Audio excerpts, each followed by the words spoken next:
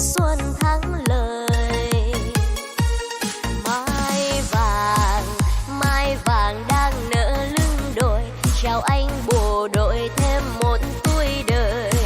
Mừng anh thêm một tuổi quân, thêm nhiều chiến công còn dân đang mong. Xuân chiến khu, khói mù còn loáng quê nhà. Em chẳng có chi để làm quà, có chi hơn là hát tặng bài ca. Xuân chiến khu, nhớ tình làng quê sớm cũ, quyết lòng diệt tan kẻ thù, toàn dân ta hướng tròn mùa xuân. Mai này xuân về hoa nở khắp nhà, tìm anh bộ đội em tặng món quà. Cùng anh kể chuyện đã qua, những ngày chiến tranh đời anh sông pha.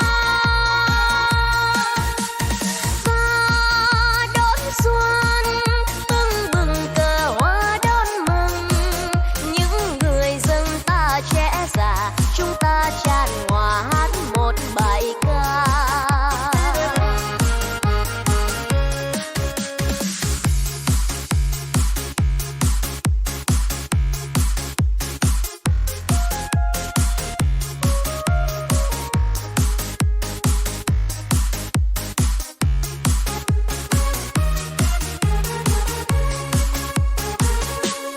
Mùa xuân về trong chiến khu, tiếng chim rừng vang hót khắp nơi.